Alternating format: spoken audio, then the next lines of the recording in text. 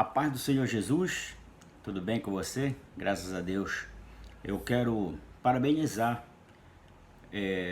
a irmã que enviou as fotos da lição de domingo na sua igreja. Isso é uma maravilha, quando a gente vê as igrejas se mobilizando para estudar a palavra de Deus, amém? E que os demais também possam mandar as suas fotos aí para a gente ver como é que é o trabalho da sua igreja, para que a gente possa analisar algo bom, para que a gente possa fazer acontecer esse trabalho, né? E nós temos hoje aqui, trazendo para você, a lição que vai ser ministrada no próximo domingo, é a lição de número 8. Veja aí que nós já atravessamos o livro de Gálatas, né? A carta de Paulo aos Gálatas. E agora a gente vai estar estudando aí Efésios. Já estudamos domingo a primeira lição. E agora no próximo domingo vai ser a lição de número 2. O assunto da lição é Judeus e Gentios unidos em Cristo. Olha, isso aqui a gente já entende que era uma barreira, uma divisão que havia dentro da igreja. Lembre-se que nós estamos falando de igreja no corpo espiritual. Nós estamos falando, nunca vamos falar do corpo físico construtivo, né? A obra de construção. Nós vamos falar sempre do corpo espiritual de Cristo. Então ele vai falar aqui que judeus e gentios unidos em Cristo, olha só, tá? Então havia ali uma divisão. Nós estudamos nas lições anteriores que houve uma divisão doutrinária, que era o evangelho da circuncisão e o evangelho da incircuncisão. Então Paulo teve que ir lá em Jerusalém tratar com Pedro, Tiago e João a respeito dessa dificuldade que ele tinha em ministrar a palavra de Deus, e os falsos irmãos estavam confundindo a mente de irmãos fracos e alguns que se deixavam levar. Mas tudo isso passou. Paulo agora está tratando com a igreja de Cristo na cidade de Éfeso, e ele vai falar nessa lição de número 2 a respeito dessa união entre judeus e gentios, que outrora havia um conflito doutrinário. Então veja bem o que a nossa lição vai nos trazer no texto áureo, que está em Efésios 2:12. Olha só que nós vamos fazer aqui uma análise textual deste versículo, que diz assim: naquele tempo, vírgula, estáveis sem Cristo, separados da comunidade de Israel e estranhos às alianças da promessa, não tendo esperança e sem Deus no mundo. Então olha só, Paulo faz aqui uma colocação pregando na igreja de Éfeso e fazendo aqui um retroativo no pensamento daqueles crentes. Então ali está judeus e ali está gentios congregando no mesmo templo. Então ele diz que naquele tempo vocês estavam sem Cristo, estavam separados da comunidade de Israel, ou seja, dos judeus, e vocês eram estranhos às alianças da promessa. Aqui inclui-se o ato da circuncisão, tá? Então a gente está falando aqui, não tendo esperança e sem Deus no mundo. E aí vamos destrinchar um pouco aqui desse texto, alguns pontos de observação. Primeiro, que tempo era esse que Paulo estava falando naquele tempo? Resposta: era o tempo em que os gentios eram considerados excluídos da igreja. Essa que ele fala que é a comunidade de Israel. Você sabe que os israelitas, os judeus, depois dos 70 anos de cativeiro na Babilônia, eles passaram a se reunir em sinagoga. A sinagoga era um lugar mais reduzido, aonde não se reunia muita gente, né? Podia-se aí até dar uma ideia de célula, e lá eles ensinavam as doutrinas, os costumes, as leis, e de lá eles iriam adorar no templo. Então, o templo, propriamente dito, era utilizado apenas para cultuar, para adorar, e as sinagogas para ensinar.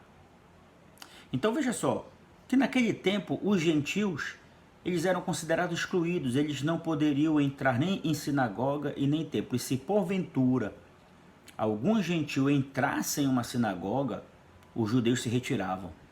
Olha só a discriminação, a divisão que havia entre judeus e gentios. Tá? Então, principalmente por eles não serem judeus e por não serem circuncidados, eles eram considerados excluídos, sem direito de salvação, sem direito de perdão, sem direito de se associar em alguma atividade.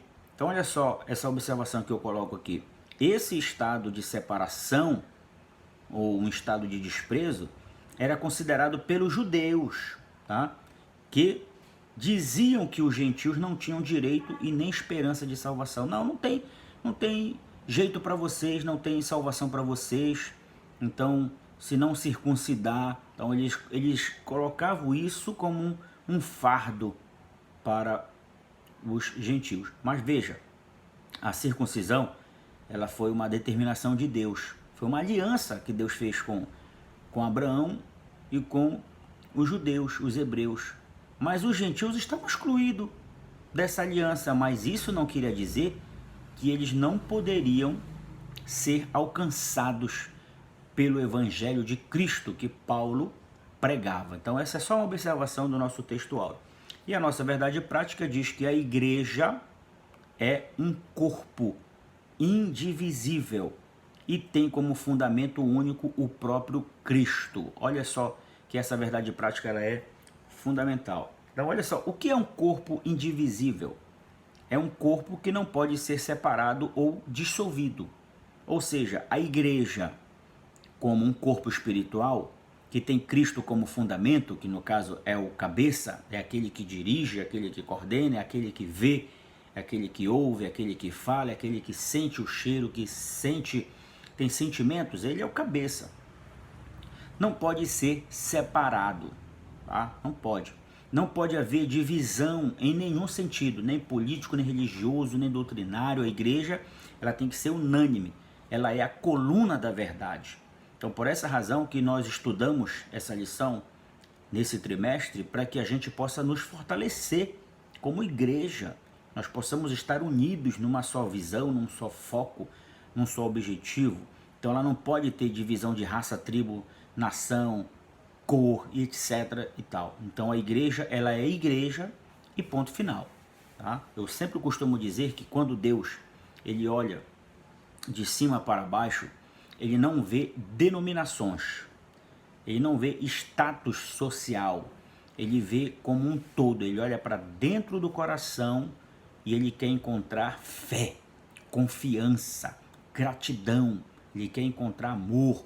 Isso que ele quer olhar de cima para baixo e ver em cada um de nós como igreja. Então a igreja, ela é um corpo indivisível. Se nós tivermos conhecimento de alguma igreja que tenha divisões, por exemplo, lá em Coríntios nós estudamos que a igreja ela estava dividida. Uns seguiam Cefas, outros seguiam Apolo e outros seguiam Paulo. Mas veja, mesmo Paulo sendo o fundador daquela igreja, ele não tomou glória para si. Pelo contrário, ele repreendeu o povo e disse: por um acaso foi Pedro que foi crucificado por vocês? Foi Apolo que morreu por vocês? Foi eu que dei a vida por vocês? Então olha só, nós somos um corpo, então não pode haver divisão. Então esses 3 pontos fundamentais aí, você pode iniciar a sua aula com os seus alunos. Então esses tópicos aí que eu passei agora, você pode anotar e você pode iniciar a sua aula. Nunca esqueça de se apresentar para os seus alunos e fazer com que eles, por exemplo, existe uma dinâmica aí que você pode começar na sua aula mostrando que os seus alunos, por exemplo, 2, 3, 4, 5, quantos você tiver, são diferentes. um dos outros, sem crítica, sem ofensa, mas todos são diferentes, porém fazem parte do mesmo corpo, fazem parte da mesma igreja, fazem parte da mesma classe, tá? Mesmo que, por exemplo, a sua classe tenha uma faixa etária inferior ou superior a outros alunos, mas todos fazem parte da mesma escola, escola bíblica, todos fazem parte da mesma igreja, do mesmo corpo. Então, por isso que a igreja como um corpo não pode ser dividido. O ponto número 1, que é esse ponto que nós vamos preparar hoje, fala aqui sobre os mortos no pecado. Olha só, quando ele usa o termo mortos no pecado, ele está se referindo ao estado, tá? O estado em que se encontra as pessoas que estão sem Cristo, ou seja, elas estão mortas no pecado. Isso aí, a lição ela faz uma referência sobre cadáver vivo.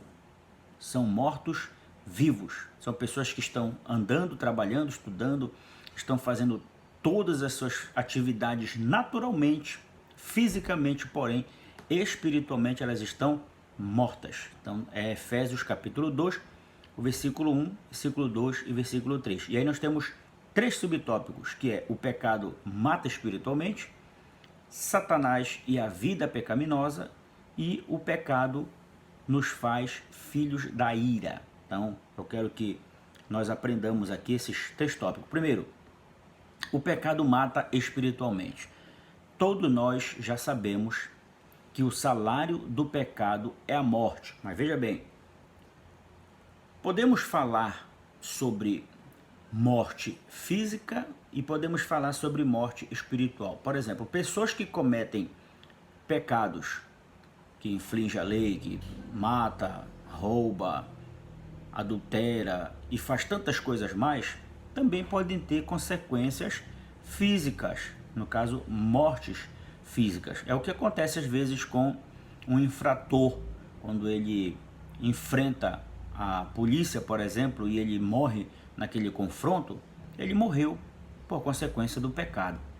Mas também existe a morte espiritual.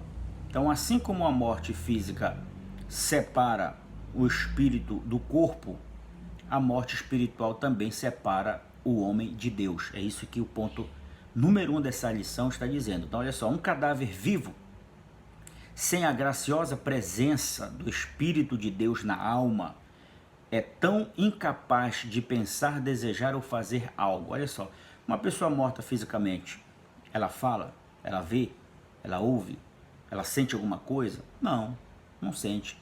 Da mesma forma, uma pessoa que está viva fisicamente, mas morta espiritualmente, ela não sente a presença de Deus, ela não ouve o Evangelho, ela não ouve o que Deus está falando com ela, ela não consegue ver a glória de Deus, ela não consegue sentir a presença de Deus, porque essa alma, ela está separada, o pecado separa o homem de Deus. Olha só, assim como a morte física é a separação do espírito do corpo humano, assim é a morte espiritual. Por isso que o apóstolo Paulo, quando ele estava falando sobre a Santa Ceia, lá em Coríntios 11, ele disse que aquele que come e bebe sem discernir o corpo de Cristo, ele come e bebe para sua própria condenação. Aí ele diz, é por essa razão que existe entre vós muitos fracos, doentes e muitos que dormem.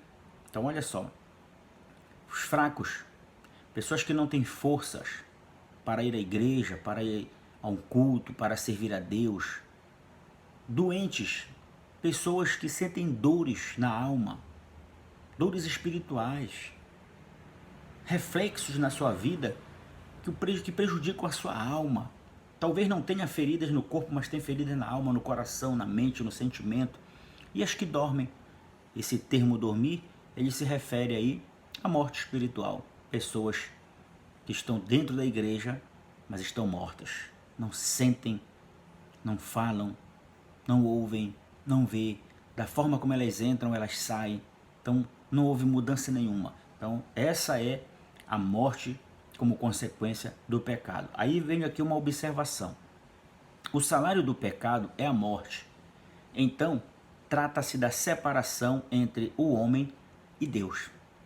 Aí existe uma questão muito importante, que esta morte espiritual que separa o homem de Deus, ela também pode passar por um processo de milagre, pode haver aí uma mudança.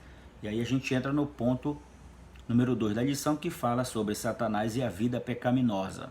Que aqui é importante você entender isso aqui, para você explicar lá para o seu aluno, tá?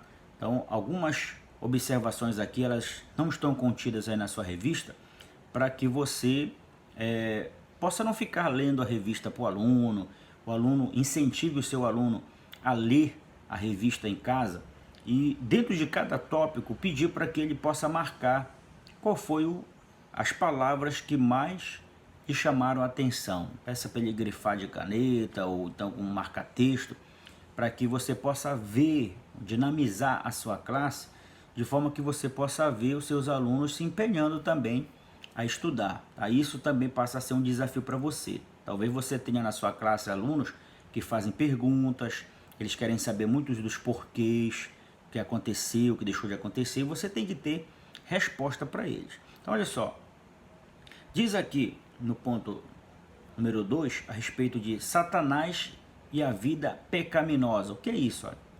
É um estado de relacionamento entre Satanás e a nossa natureza.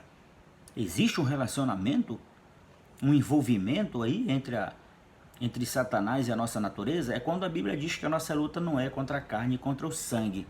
Tá? Ele se refere aí, nesse termo da carne, ele não está dizendo que a nossa luta é contra um e contra outro. Por isso que na igreja não pode haver divisão. Se tiver alguém brigando dentro da igreja, por alguma razão, essa pessoa precisa passar por um processo de transformação. Tá? Isso aí nós já estudamos no livro de Timóteo e no livro, nas cartas de Paulo a Timóteo, na minha Tito. Então olha só, onde é que Satanás entra nessa história da consequência do pecado, a morte? Primeiro, Satanás, ele é o agente influenciador do homem a pecar. É ele que influencia o homem. Por que ele influencia o homem a pecar? Porque ele conhece a nossa natureza, ele sabe a nossa limitação, ele sabe onde é que está o nosso egocentrismo, ele sabe onde é que estão os nossos interesses, ele sabe onde está a nossa fragilidade, porque nós somos seres humanos. Então é por isso que existem muitos seres humanos que são escravos do pecado e são dominados por ele. Então ele é o agente influenciador do homem a pecar. Ele faz investimentos e ele faz com que o homem desenvolva um interesse dentro da sua própria natureza. Ali há um exemplo em Mateus no capítulo 4. Você vai ver lá que Jesus sendo tentado pelo diabo. Olha, ele foi tentado pelo diabo, ele não foi tentado por nenhum tipo de anjo. Ele não foi tentado por nenhum espírito, ele foi tentado pelo próprio Satanás, que é o influenciador. O que ele tentou influenciar? A Jesus transformar as pedras em pães. Mas qual era o objetivo dele influenciar Jesus, transformar pedras em pães? Porque ele sabia que Jesus estava com fome. Então, quando Satanás sabe da sua necessidade, ele oferece coisas que vão ser aprazíveis aos seus interesses.